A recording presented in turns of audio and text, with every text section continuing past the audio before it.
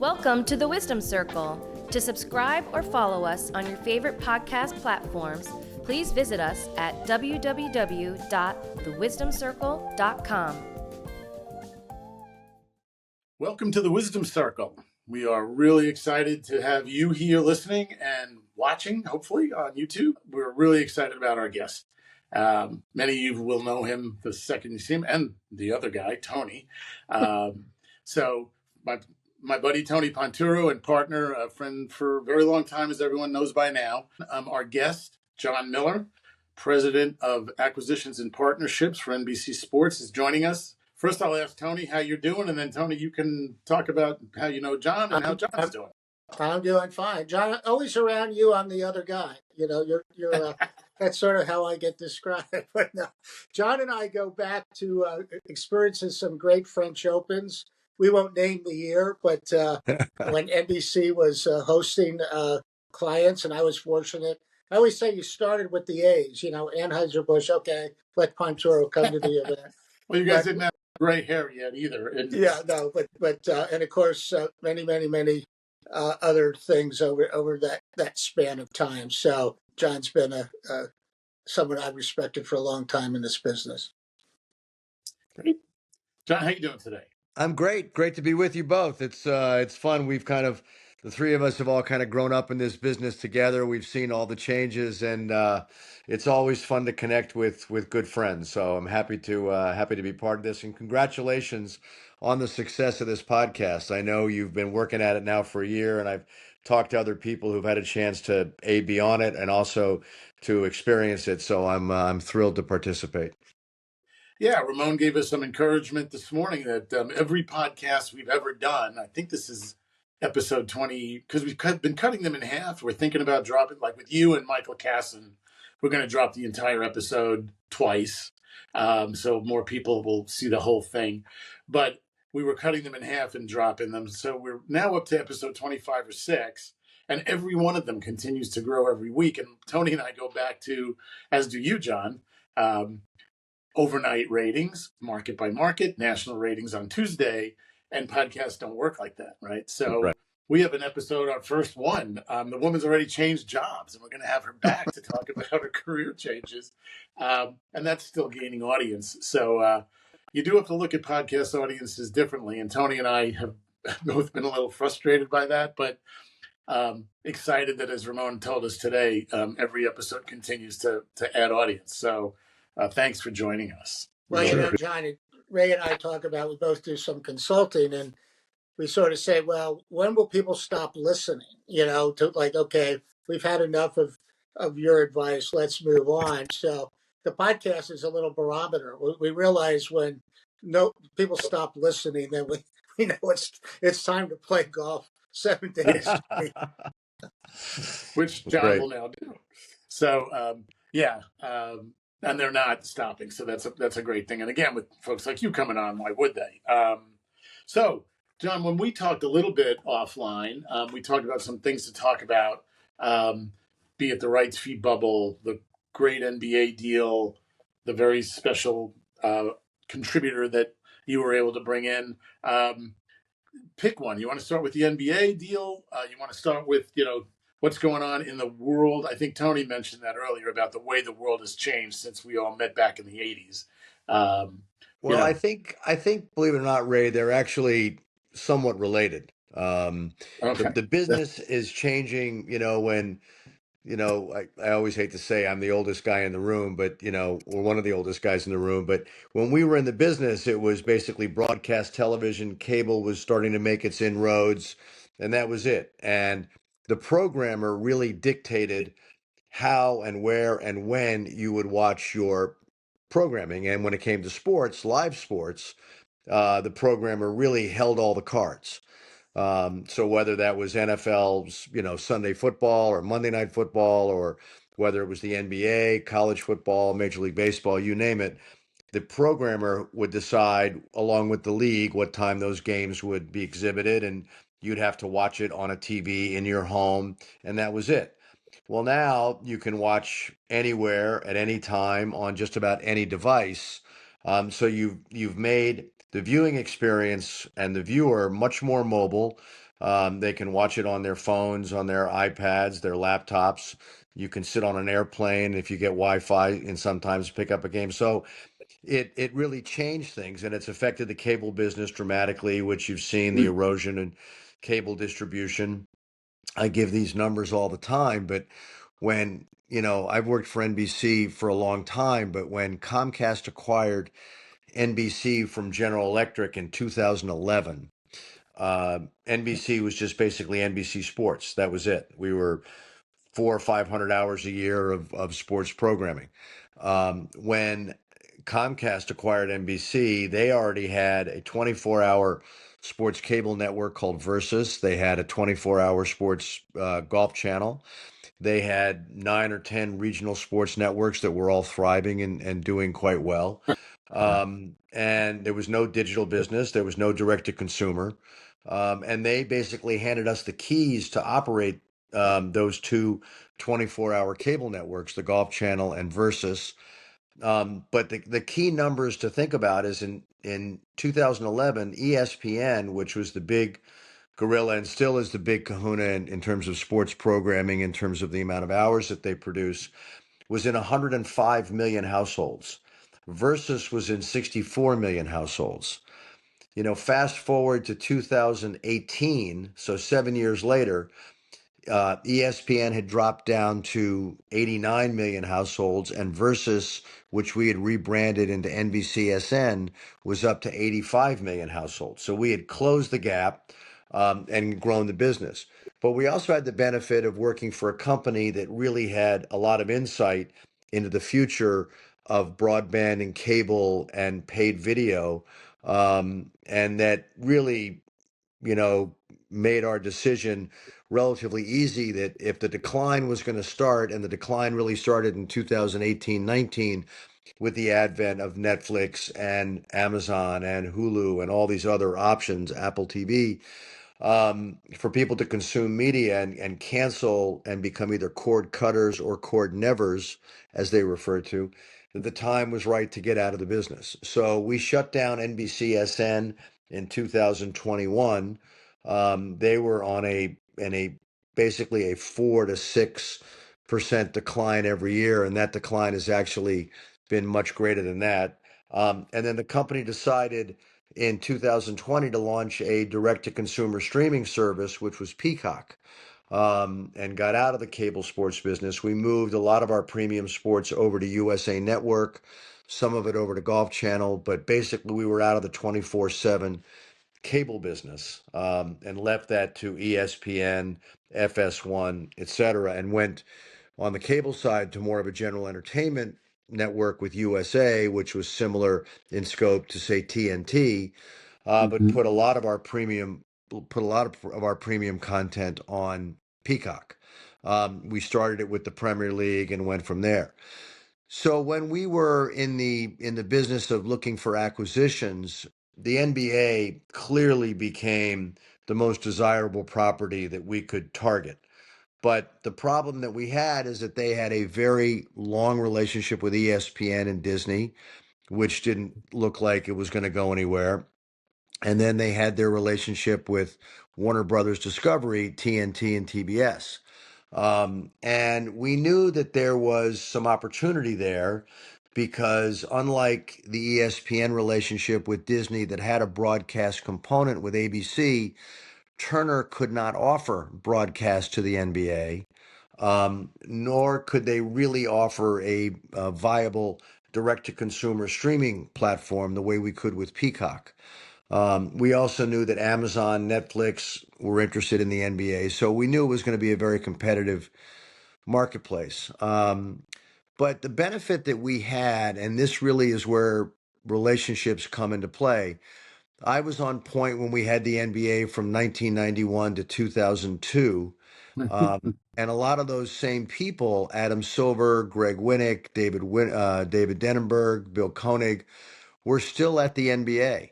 And that made a big difference in terms of how, that relationship and that dialogue could begin and grow. So when we were able to when Turner got out of their exclusive negotiating period with the NBA, we were ready to go, and we did not waste any time. We had our ducks in a row.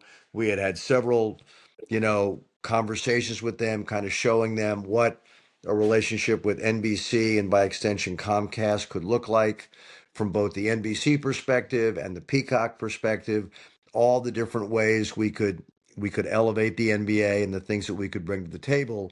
We didn't do. It's not that we did negative recruiting because I don't think we really had to do that. We had enough things in our arsenal to talk about, but we showed them a path that I think they found very appealing. And sure enough, we were very fortunate to get it. And the nice thing is it dovetails with the continued growth of Peacock. Peacock is up to 41 million subscribers. The hope is that by the time we get into the NBA business in the fall of 25 and into 26, we're going to get that number, up close to 50 million, which is a significant number for a direct to consumer streaming service that has a lot of premium sports. Yeah. What's interesting, and I think it's really important, particularly for our young viewers and listeners, to understand how things change, but in a way they remain the same. I can remember being in a room with Stern, obviously, God rest his soul, prior to Silver, the commissioner of the NBA, for those who don't know. And it was that decision where we've got three telecasts on a Sunday on NBC, and NBC's been this great sponsor, but now I'm being offered this opportunity to go to cable, which was growing very much at that point. And the question was, what do you think? And I remember Stern always saying, people said, well, you were so smart to get all these big rights fees. And he said, how did I know that the cable industry at the time would become this big, opportunity for dollars and for exposure for the league? But as you underlined, those relationships, I mean, it's 25 years ago, are still there, and you were able to use that. And at the end of the day, along with all your other assets that Comcast has, NBC returns, or the NBA returns to NBC over the air. I think that's right, Tony. When we acquired the NBA in 1991, it was because we had lost Major League Baseball, and you remember that baseball deal because you were, Anheuser-Busch, Budweiser was the biggest sponsor on NBC, and you did those incredible deals with the great Jimmy Burnett. Yeah. And I remember, World Series and playoffs and stuff like that, and baseball was in the walls at NBC, and I had just taken on the programming role at NBC Sports, working for Arthur Watson and Ken Shanzer, and I had been on the job 7 months, and we lost Major League Baseball, and we thought it was a death knell. I mean, we couldn't imagine doing business going forward without our biggest property, which it was. But we had to pivot, and Dick Ebersol came in, and he developed a very strong relationship with David Stern. And, at that time, people don't remember this. This is almost funny to say this, but the NBA had been on tape on CBS on delay. They were running playoff games. Yeah. The finals on delay at 11:30 on a Friday night because they didn't want to preempt their primetime lineup. So we saw it as a huge opportunity because we didn't have the baseball conflict anymore in the spring or the fall. We could make a strong play for the NBA, and that's how we got in business with David originally. And David Stern was a brilliant commissioner. I mean, he was tough. You didn't want to get on the wrong side, but he knew what he was doing, and he really understood the business, and he was smart. And I don't think he ever really wanted to leave NBC, but he saw the opportunity that ESPN and Disney afforded him that, quite honestly, we couldn't. Right. It wasn't just a question of dollars. We couldn't do 3 nights a week of NBA. We couldn't do a daily NBA program on NBC. We couldn't offer him all the stuff that ESPN.com did. So he made the move that he had to, and the league benefited as a result of it. But what's interesting is you can now, right? You're putting more games on in primetime on NBC than, I don't know how many more than when you had the NBA last, but... Well, we have the biggest package, Ray. We have 100 games. Yeah, exactly. And how many of And those are broadcast? well, no, it's interesting. So we will have 2 nights of prime time. Right. Yeah, that's We will where I'm start going. in October on Tuesday nights, and Right. we will do what's called a split doubleheader. So we'll have a game at 8 o'clock every Tuesday night, which will air live on NBC in the Eastern and Central time zones, and then will be available on Peacock in the Mountain and West Coast time zones. And then at 8 o'clock West Coast time, there'll be a second game that will appear live on the West Coast and the Mountain time zones. And those people on the East Coast who want to watch that game will be able to watch that on Peacock. We'll aggregate that number because it'll be the same commercial Mm-hmm. format, same Yeah. commercial load. And then Yeah. once the NFL season ends, as soon as we're done through the NFC and AFC championships and the Super Bowl, NBC will start with Sunday Night Basketball, and it Wow. will look and be treated just like Sunday Night Football is. We'll have a 1 hour pregame show. We've lined up a tremendous lineup of talent. We'll run that pregame show from 7 to 8. We'll tip NBA games off at 8 o'clock, and we're off to the races. So you'll have 2 nights of prime time on NBC, and then Monday night will be a doubleheader on Peacock. So a lot of games. That's And great. that speaks to the transition of the network television business that really prime time is now fueled in every chance anybody gets, be it Fox, CBS, ABC, NBC, with live sports. Yeah. So you did tip your hand a little bit about talent. So I would love to talk as much as you can or want to about Okay. number 23 and your involvement and what has been out there in the public, because I know it's out there. It was put out up front. Everybody gasped Right. and had a heart attack. So talk a little bit about it, whatever you can say. Well, look, when we acquired the NBA in last summer, and we actually announced it right around the time of the Olympics in Paris, we immediately went to work, and this was in a large part led by our president, Rick Cordella, who is a really, really sharp, very astute, strategic guy. Former basketball player at Providence, so he loves the sport, knows the sport, but really he challenged all of us. And this also came from Brian Roberts as well. And Mike Cavanaugh, how do we differentiate ourselves with our NBA coverage? I mean, there's NBA on ESPN, which people are used to. Amazon's going to have a package. We're not going to have a package. There's all the regional sports networks who are still out there. There's NBA TV. You've really got to find a way to make yourself different. So we know that from a production point of view, we're going to put the same modeling that we do for Sunday Night Football, very high-end production, really bringing people inside the game as much as possible. But the other guys all do a good job with that as well. And then there's a question of talent. And there's exceptional talent out there. We've put together what I think is a great talent team. ESPN has a great talent team led by Mike Breen. A lot of the Turner guys have gone and ended up different places. We acquired Reggie Miller, Kevin Harlan's going to Amazon, etc. But I kept thinking, and Rick and I talked about this a lot, and we said, what would really make us different? And obviously, the biggest name in the sport in all time is Michael Jordan. And I've been fortunate to have a relationship with Michael that goes back to 1990. And we created a golf tournament when we lost baseball that he came out and played in and played for almost 25 years in it. And we got to know each other that way. And then he's also been a frequent guest at the Ryder Cup. So we've gotten to know each other. And I see him in the wintertime down in Florida. And I kind of went to Rick with this idea. And Rick said, look, if you think he'll do it, give it a shot. So I went to Michael and we had a couple of different conversations and kind of tried to mold something that he would be comfortable with. He's not going to be on every week. I don't, we're very clear about that, but he will be a special contributor and sit with, us and talk about issues of basketball. People will see him when we open the season in October.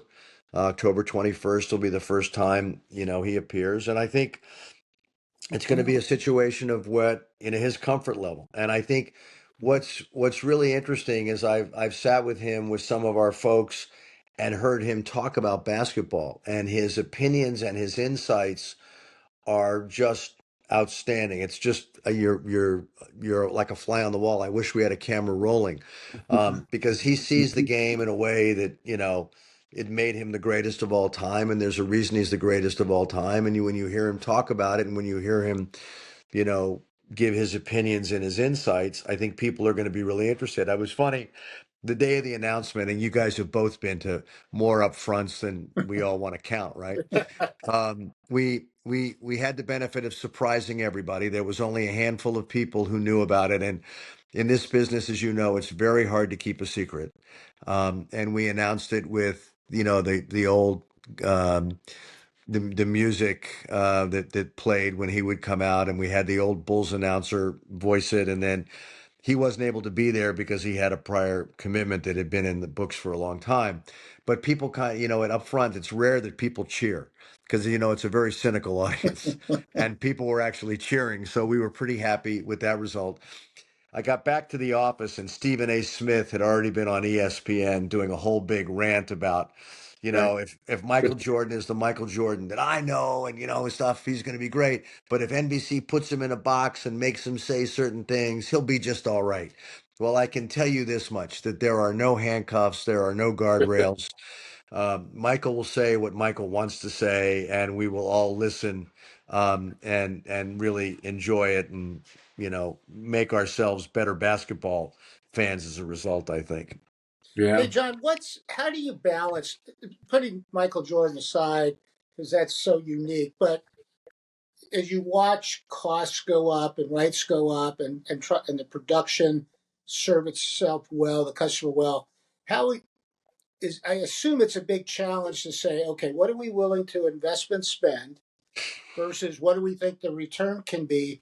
And sometimes it may not always be dollars and cents. The return may be you're building Peacock, you're keeping the affiliates support. Right. Give us, There's because there's so many decisions now, Tony, that go into an acquisition. The modeling that you do is different than the way it used to be. When we used to model properties for NBC, it was relatively simple. You take your production cost, sales would tell you what they think they could sell it for. If you got some affiliate contribution, you'd include that in. And then you go negotiate a rights fee. And if you could make money or come close to making money or not lose a ton of money, you would go and do it. Those days are long gone. yeah, And so now you judge a property by how it affects your distribution on Peacock. Does it grow your Peacock subscriber base? Does it bring in enough ratings to drive that business? Can you use it to package other business? People always ask me, you spend all this money on the NFL, but you probably lose money on the NFL. And I said, it's more expensive if you don't have the NFL than if you do have the NFL. And there's a lot of different parts of that equation that go into it. When we acquired the Premier League, it was done largely to drive distribution on NBCSN. And that was a big part of it. We had just launched a cable network, and we were trying to get distribution. We were competing with ESPN and FS1 and all these other guys. We had to find a way to get noticed. The Premier League is 380 games. And we had all of it. So we could put it on NBCSN, we could put it on NBC. We had overflow games on USA and CNBC. We even put games on signals that the cable companies and the satellite companies had that they weren't using until that evening for pay-per-view movies. And that's how we made sure that every game was made available. But it's interesting, Tony, for the first time, and I know people have talked about this forever, and I remember Don Ohlmeyer 30 years ago basically saying that rights fees could not continue to go up, and yet they continue to go up. mm-hmm. I think we're starting to see the air come out of the balloon a little bit on mid-tier properties. The NFL will always drive enormous value because it is so important and because there's such a scarcity of product. The NBA, because of what it represents, because of how attractive the audience is, how attractive the consumer is, because it's really an urban property as well that drives distribution everywhere. I mean, you see how exciting these playoffs have been. You've got two teams in Oklahoma City and Indiana who have some of the lowest payrolls in the league, yet they've found a way to be there because they play an old school style of basketball, which is going to be very interesting. Hmm. So the NBA will continue to drive value. The Olympics, because of what it does for us as a company, and I don't mean just NBC Universal, I mean Comcast as a company. Those properties will continue to be desirable and drive huge value. But I do think that there are mid-tier properties that are going to start to find it a struggle in the marketplace if they can't deliver the same things. And you look at what's happening, and I don't, these are all great properties, don't get me wrong, that I'm going Right. to mention here. But you look at something like Formula One, which is a very exciting, glamorous, fun property to watch. ESPN has done it. We did it for 5 years. ESPN has now done it for like 5 or 6 years, I guess. But they're coming to market looking for an enormous increase, and that return is just not there.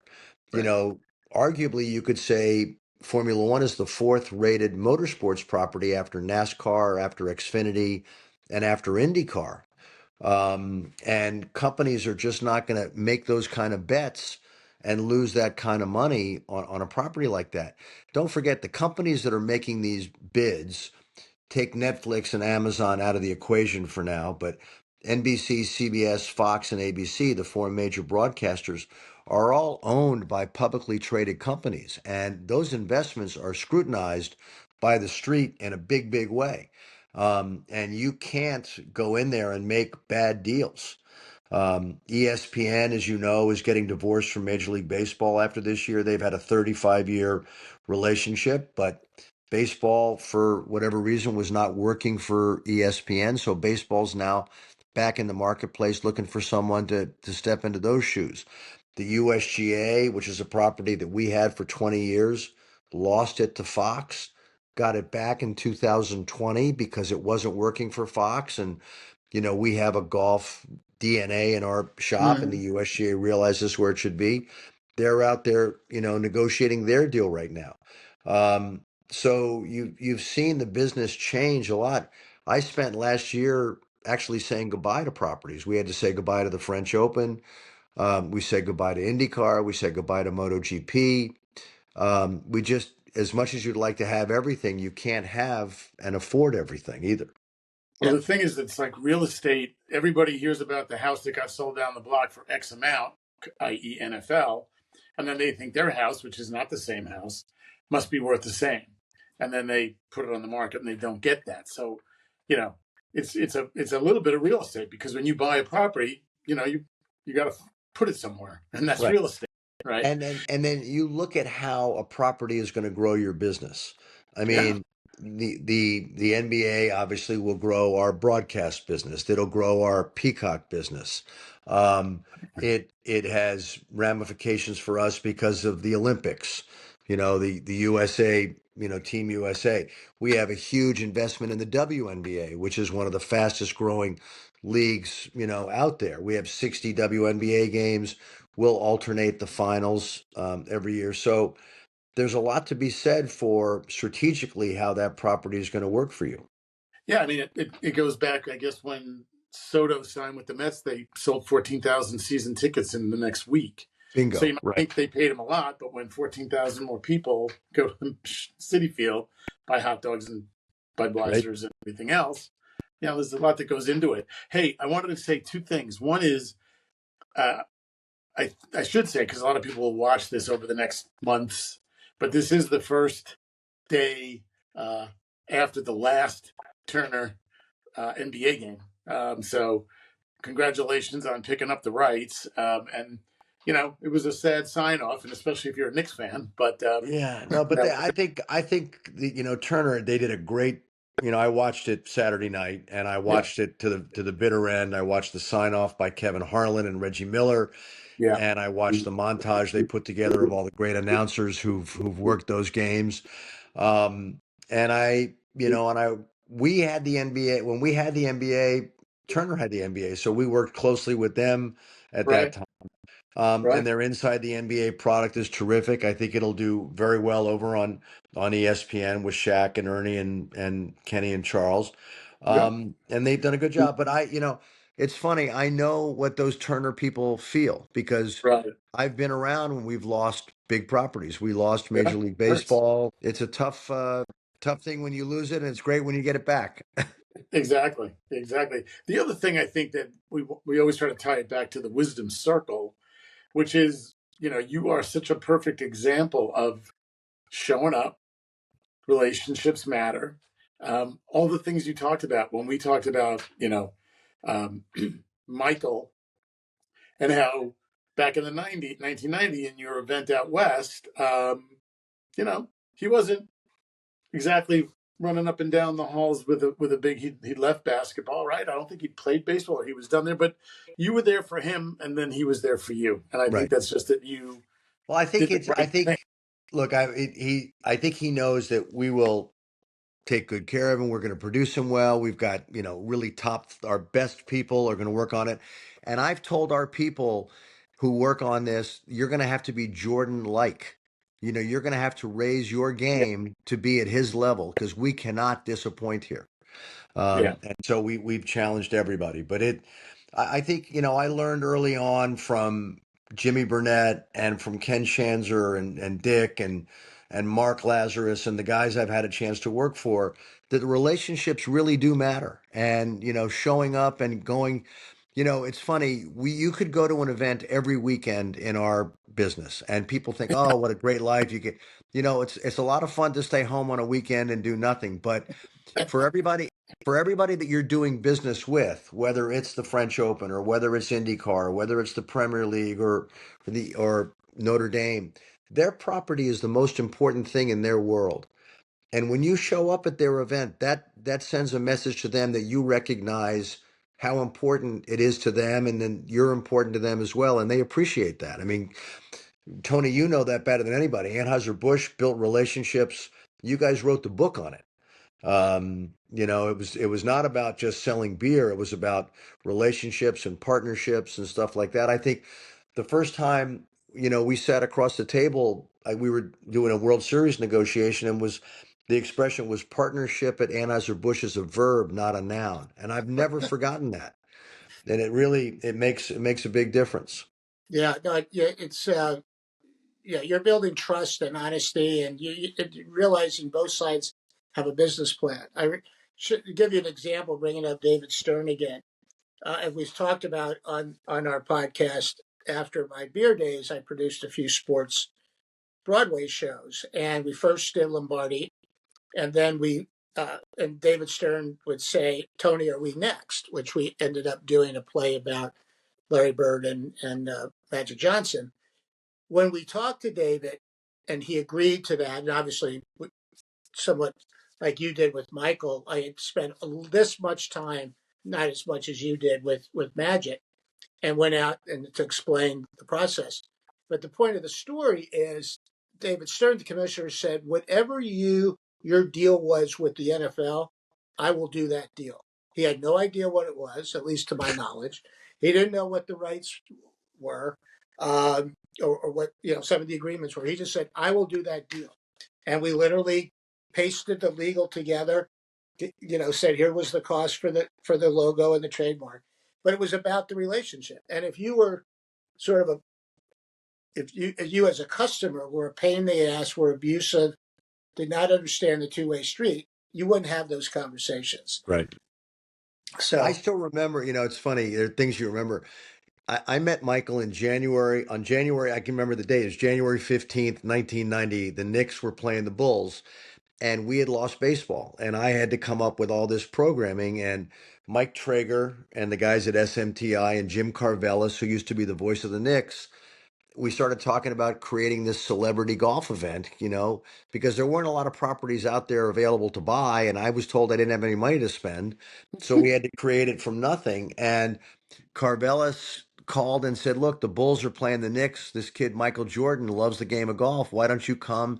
And after the game, I'll take you in the locker room and introduce you, and you can tell him what your idea is. And that's exactly when it happened. So you can John, you were actually sort of a pinpoint the date. master at these things, and I'd be curious of your comment here.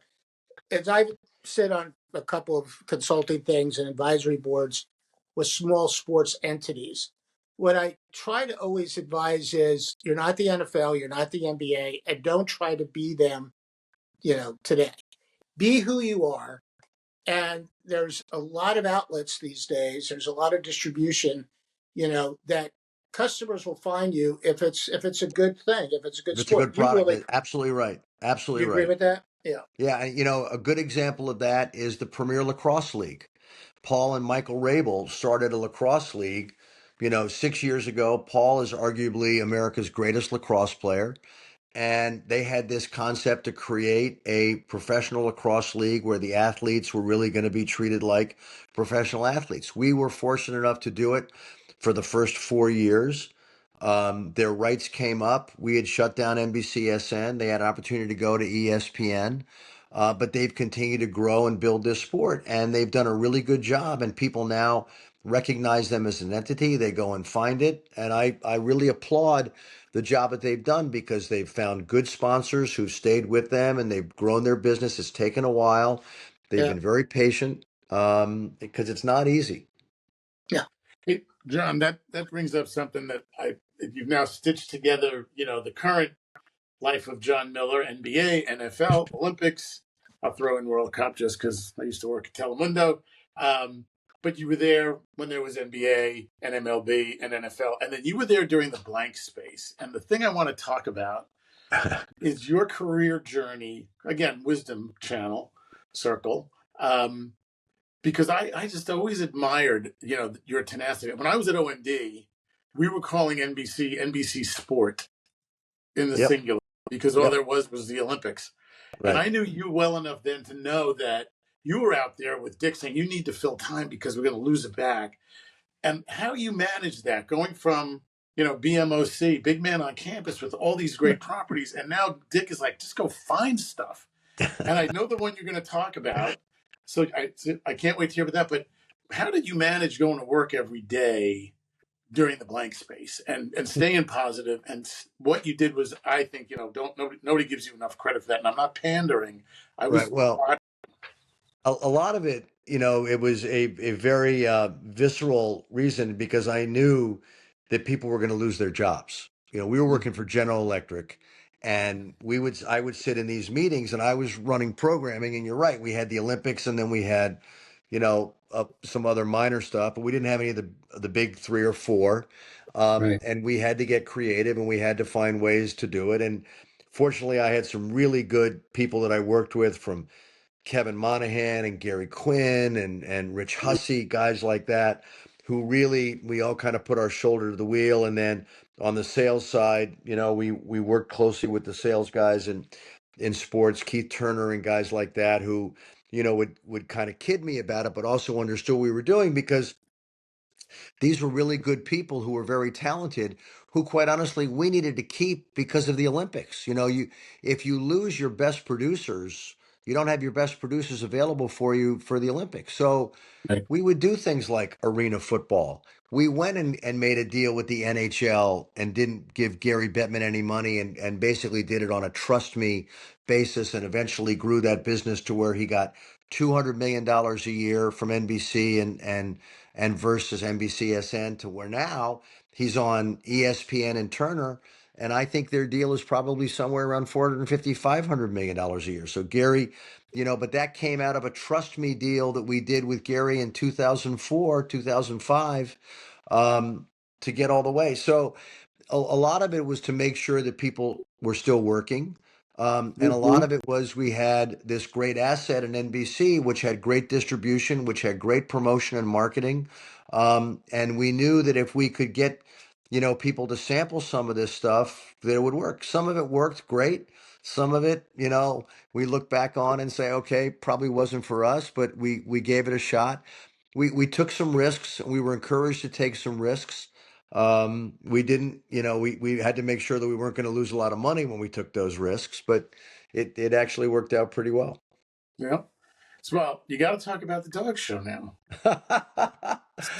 So, a lot of people, people have things on they'll have things on their tombstones like the Olympics, the NFL. I'm going to get the dog show. So the dog show story is a fun story.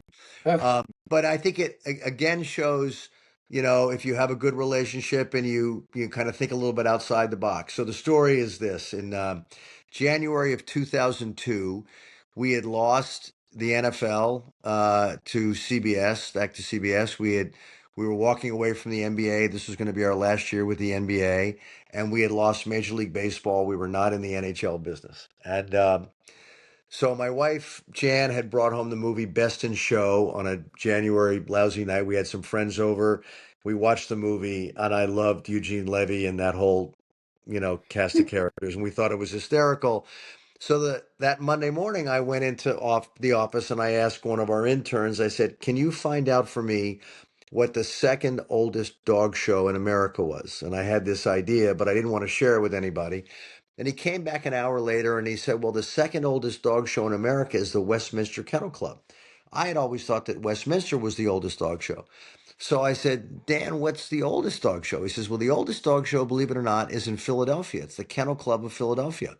I said, "I've never even heard of them. Are they still around?" And he said, "Well, here's their phone number and the name of the guy who's running it." So he gives it to me, and so I cold called the guy, because if you're in sales, you don't have any compunction about making a cold call, right? And I introduced myself to him. His name was Wayne Ferguson, and he thought it was a. I said, I want to find out about the Kennel Club of Philadelphia. Have you guys ever been on I think he thought it was a crank call. I said, "I assure you, sir, it's not a crank call." And he said, "No, we've been around since 1874. We're the oldest dog show in America." Da da da da. I said, "Okay, I would like to come down and see you if you would agree to meet with me." He said, "Well, sure. If you want to come down, we're happy to have a conversation." So I hung up the phone and I called Michael Crawford at Purina. And I knew Michael from his days at Nestle, because we used to do the Nestle Bay Hill Invitational, the golf tournament. And he had gone over to run Purina's marketing and was a really smart guy. But I also knew that Purina was shut out of the dog show business because Pedigree was the title sponsor of the Westminster Kennel Club show. So I called Michael up and I said, "Michael, if you could sponsor a dog show and I could put it on NBC, would you be there to support it?" He said, "We would be there in a heartbeat. We're shut out of Westminster and we'd love to try to do something." I said, "Okay, sit tight. Don't do anything." So we go down to Philadelphia. We meet with Wayne. We talk about his show. He explains to me that it's a bench show. I have no idea what a bench show is, but a bench show is where the dogs have to stay for 4 days. And I said, "Well, look, we don't want 4 days. We just want to take one day of your show and rebrand it as our show." He said, "Fine." So we made a deal. I come back and I go see Ebersol. I go to Dick's office the next day and I said, "I have an idea." Now he's heard me come up with a lot of crazy ideas. I said, "I'd like to do a dog show." And he pointed at the door. Literally, he pointed at the door and he said, "Get out of here." I said, "What do you mean?" He said, "If we do a dog show, people are going to write, much like you said it was NBC Sport, people are going to write NBC Sports is going to the dogs." And I said, "Well, Dick, we're not going to brand it NBC Sports. We're just going to brand it as NBC." He said, "Well, when do you want to run it? We get killed." And I said, "I want to run on Thanksgiving Day right after the parade." He said, "Well, because we used to run football on Thanksgiving Day, but we didn't have football anymore." He said, "Well, go talk to Zucker." So I went upstairs to see Jeff Zucker, who I've known for a long time, who is also as kind of as crazy as I was doing stuff. And so I told him this idea. He says, "Well, what are we running there now?" I said, "We're running It's a Wonderful Life." He said, "Well, does it do any kind of a rating?" I said, "It does a 1 rating, Jeff." He said, "Well, what do you think your dog show will do?" I said, "Well, I asked research to give me an estimate, and they thought it would do a 1.3 or a 1.4. So it would do at least as well as the It's a Wonderful Life, maybe a little bit better, and we have a sponsor." He said, "Okay, let's try it for a year and see how it goes." So sure enough, in November of 2002, we run the dog show from Philadelphia. We have John O'Hurley, who was Mr. Peterman on Seinfeld, and David Fry, who's the world's leading dog expert, and Andrea Joyce, and backstage doing interviews of the handlers and trainers and stuff like that. And so we run the show coming out of the Macy's Thanksgiving Day Parade. And so the next day after Thanksgiving, I'm in Ohio at my wife's family in Canton. And I had taken my 2 sons to see the movie Jackass on that Friday because we didn't want to be anywhere near a mall, right? And so we're sitting in there waiting for the 11:30 showing to begin, and my BlackBerry rings. Remember, we had Blackberries that also had a phone, and it was Ebersol. So I get up out of my seat and I go out into the lobby and I said, "Yeah, Dick." He says, "Where are you?" And I said, "Well, I'm in Ohio. It's Thanksgiving weekend. I'm with Chan's family." He said, "Have you seen what your dog show did ratings wise?" And I said, "No, I don't have my computer with me and I hadn't seen any overnights." He said, "Well, sit tight because Zucker's about to call you." And he hangs up the phone. He like hangs up, doesn't wish me a happy Thanksgiving, doesn't say it, just Hey, Dick. says Zucker's about to call you. And he hangs up the phone. So now I'm in the lobby of this like 10-plex movie theater, pacing back and forth, memorizing the carpet, waiting for the phone to ring. So finally Zucker calls, "Happy Thanksgiving," yada yada. Yada. He said, "Did you see what your dog show did?" And I said, "No, Jeff, I haven't seen any numbers yet. I'm in Canton, Ohio." And he said, "Well, what did research tell you it was going to do?" And I said, "Well, research thought it would do a 1.3 or a 1.4. He says, "Well, remind me to talk to the research guys when we get back next week." It did a 7.5 rating. Over 20 million people watched the dog show, and it beat every primetime show. It was like this whole big thing. So it's still going around today. The funny thing is, you go out and talk to people, and you tell people, they said, "Oh, my parents watched the dog show when they were kids." And this thing, we put a branding on it to make it look like it had been around forever. We call it the National Dog Show presented by Purina. But that's the story of the dog show. It That's is a great. such a great story. And the best thing that it became is John's dog show. So in the halls Right, of NBC, when right, Dick said your dog show and Jeff right, Zucker said your dog show, right. that wasn't a bad thing for it to be. And now it's still around, and hopefully it'll be around long after we're gone. Our grandchildren all see it and stuff like that. But yeah, it's a lot of fun. All right, so I'm going to do the 2 to 3 minute warning, John, because I know you've got a plane and we're, could do this for another hour and a half. So the first question I have, and then we'll, throw it to Tony to close it out. But who decided to put it on? I mean, it's so brilliant because of the market opens up on Thanksgiving Day for Christmas buying and all that. Who decided to put it? Was that the day it always ran, and you guys just had to take it? Was it a No, gift no, no, from no. them? It actually the timing actually worked well because the dog show actually takes place 10 days earlier. It takes Oh, place on the second weekend in November in Philadelphia, and it's a 4-day show, and they get 160 different breeds in there. They get, close to 2,000 dogs show up. And we take one day and we tape it, and we start taping at 11 o'clock, goes all the way to 7 o'clock that night. You have 7 different classifications, from the toy category to the sporting category to the working dog to the non-working dog. And then you take the winner of each one of those categories, and then they go into the final ring at the end for the best in show. But we took it and we bring it down to, we tape it in Philly, and then we bring the tapes back up to 30 Rock, and we spend 4 or 5 days editing it and put it together. And Hurley and Fry come in and voice it and stuff like that. But it takes place real. What's funny is that there are a lot of people who actually think it's live, Ray. So yeah. and there are people who will call me on Thanksgiving morning. Jan and I will be getting ready to do stuff for Thanksgiving wherever we're going, and people will call me and say, "Hey, can you tell me who won the dog show? I want to bet. I want to bet my kids." I was So, just thinking of doing that, so you might get another call so or a people will text, call me and please. say, "Who wins the dog show?" So I can bet. Hey, John, So with let's see what the 3 minutes left, 4 minutes left. Let's get philosophical, sort of a close. So, with the young people listening, uh, what's your advice? Sort of twofold. One is to get into sports because they're hearing a lot about sports and programming. right. A lot of people love sports, but as important as someone in the workplace, how do you advise young people? I'm sure you've been in university Right. classrooms, how to Yeah. represent yourself, uh, you know, et cetera, et cetera. So I tell you, I tell people a couple things. I think it's really important, to put yourself out there, and don't be afraid to do something that's uncomfortable. Don't be afraid to take on a role that maybe it's not what you originally wanted, but gets you in the door. Maybe you go to a network and you become a logger and you spend weekends logging, basketball games or football games and for highlights, do something like that. Maybe you go to a golf tournament and you're a runner, and you're just, you're running, you're helping the production team out and doing stuff like that. The sports business has grown so big and so vast. There's sales, there's marketing, there's events, there's licensing, there's sports betting, there's data.